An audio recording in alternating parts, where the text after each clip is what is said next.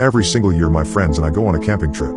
I just watched footage from a trip we never actually went on. It was getting to be a tradition. For the past 2 years we've gone on a camping trip together, me and my group of friends, Sean, Lynn and her sister Lily, Key, Sal, Monica, and Gabe. Monica's family is really wealthy and they own a lot of land out in bumfuck Michigan, so we've wrapped up our past 2 summer vacations out there in their woods. We pitch a few tents in what's basically the backyard of Monica's grandmother's huge Victorian-style house and pretend we're roughing it when in actuality, we just sleep out there for the 5 hours of the night that we don't spend drinking or playing video games inside. Cooking out over the bonfire and climbing trees is fun, but it's always only been a very small part of the trip. None of us talked about it or admitted it out loud, not even Monica, but we were all a little afraid to be out there for too long. We had no concrete reason to be, but we were. No matter how many times the Pines family assured us that the property was safe. I'd never seen or heard anything out of the ordinary out there. Maybe it was just because I'd seen enough horror movies to develop a fear of the woods in general, but I don't know. Something about the air and the intimidatingly vast property just made me feel really vulnerable. I got told just days before we were supposed to leave that I wouldn't be able to take the time off for the trip. One of my fellow supervisors at work had to go in for emergency surgery on his knee and my store just didn't have the coverage. I was really bummed, but my friends didn't hold it against me. We all know being an adult sucks sometimes. I told them they could still use my cooler and my tents and my camcorder and that they should video blog the trip for me. I hugged them all goodbye the morning they left and then I went off to my shift. I told Sal to call me once they got there because I knew he would be the only one who'd remember to check in. Sal never called, none of them did. I left work at 10 p.m. and tried to text and call all of them, but not one of them got back to me. I checked Twitter, Facebook, nothing from anybody. No updates since Gabe's hitting the road status from earlier that morning. I felt like throwing up. Something felt really wrong. Key's mother called me as soon as I started to panic and she sounded really rattled too. He hadn't talked to her all day, and he's really good about touching base with her when he takes trips.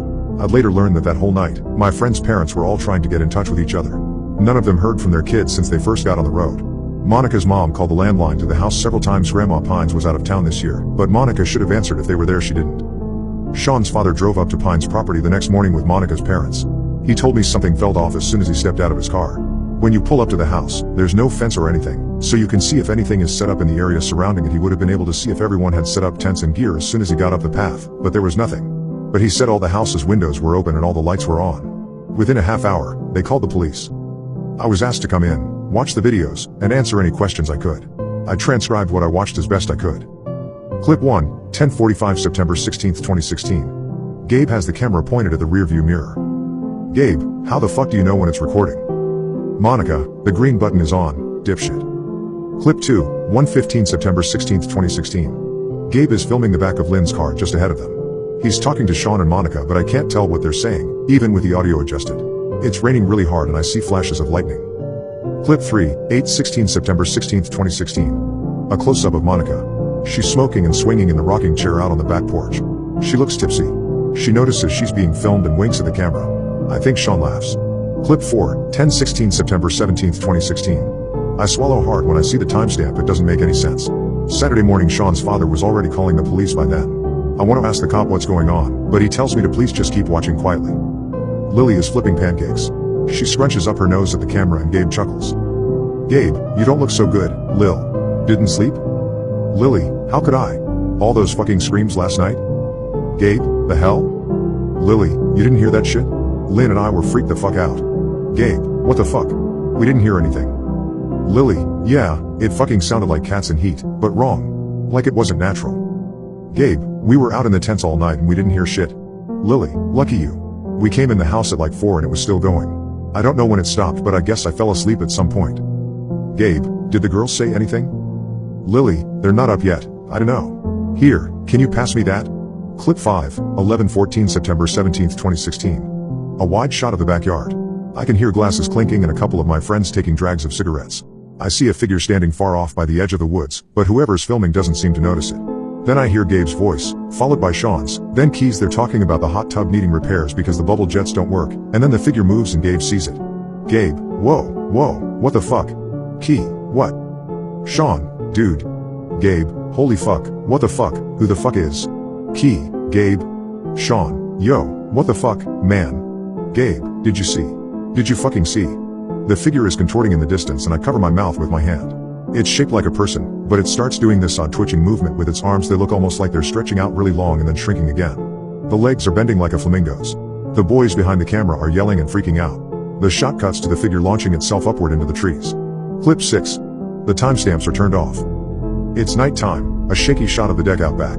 The porch light is on and Lily and Key have their backs to the camera. They're crouched down sitting on the steps and Lily is sobbing. Key looks behind his shoulder and mouths turn it off, but the camera is still recording. Key pecks the top of her head and rubs her back, but she barely moves. Key, are you sure you saw? His voice is too quiet for me to hear everything he says. I'm pretty sure Gabe is the one filming again. I don't see Monica in the shot, but I hear her voice, and then Sean's. Monica, what happened? Sean, you didn't hear that shit? Monica, what the fuck do you mean? Sean, there's some shit in this fucking house, man. Gabe, guys. Monica, I looked in every single room, there's nothing in here? Sean, freaking the fuck out, man, I'm tired of this shit. Monica, well what the fuck do you want me to do, Sean? Clip 7. A shot of somebody? Caught very high in a tree. Whoever's filming is panting and coughing like they started crying, and it sounds like it could either be Gabe or Sal. The shot is focused on whatever's stuck up there and something breaks off the tree and falls. It makes no noise when it lands and that's where the shot cuts. Clip 8. It's a shot of Monica's room, or what used to be her room when she was a little kid. I've only been in that room a couple of times. It's full of old childhood shit, so there's nothing really for us to see or do in there. The window is open and a little breeze ripples through the curtain. There's a crash like glass shattering from what sounds like downstairs and I nearly jump out of my seat, shielding my eyes, but the cop touches my arm, tells me there's nothing scary in the shot. It's still just the room, pink and purple with sunshine coming through. The clip ends with another loud crash and I swear I see flicker of someone's face, wide-eyed and gaunt, peeking into the corner of the window just for a second. I gasp out loud and whip around to look at the cop and he gives me this nod to keep watching. The last clip they show me is a still, blurred shot of the living room. The camera is facing the window overlooking the backyard and I can see the lit campfire. The TV isn't in the shot, but I can hear the music to the menu screen of one of the Mario Kart games. The shot is shifting in and out of focus and I can tell nobody is recording. The camera's just been left on. It's about a minute and a half of just this, then suddenly the power in the house goes out with a crack and I shake in my seat. There's a strange, howling noise from the outside, but it's not a coyote, not an animal. It sounds like 2 or 3 people mocking wolves, but warped. Something hits the window with a hard thud and I wince. There's blood spattered across it and through the smears. I can see somebody with oddly shaped limbs standing by the fire. They don't move. They just stand there with their head bent down, fixated completely on the flames while the howling keeps going, and I start to notice something. The howling sounds exactly the same every time, like it's a 6-second sound clip playing on a loop. As soon as this clicks in my mind, it stops completely and I'm so thrown off that I almost don't see the figure disappear. It doesn't leave the shot. I don't see it move. It just vanishes. The fire goes out and the lights turn on in the house again. The menu music for Mario Kart is playing again and I can hear my friends laughing, the clink of beer bottles. The shot goes blurred and then shuts off. That's all the footage they showed me. I was asked where I was during all this, why I didn't go on this trip, why my friends had some of my belongings, especially the camera. And I told them the truth. I told them about the previous 2 years, how nothing strange had ever happened on the Pines property before. In turn I asked them what happened to my friends. They told me 7 bodies were found on the property, none of them belonging to any one of my friends. Their parents were asked to identify the bodies and remains and none of them matched. My friends are just missing. I knew the cops weren't going to tell me, so I asked Sean's father about the 7 dead strangers. Were they people the Pines knew? He didn't know. He just told me how he found them, 6 of them, in a clearing in the woods, laying in a circle surrounding a tree with their guts strung together, holding hands like in a prayer. The 7th body was perched up at the top of the tree, impaled through the head on the highest branch.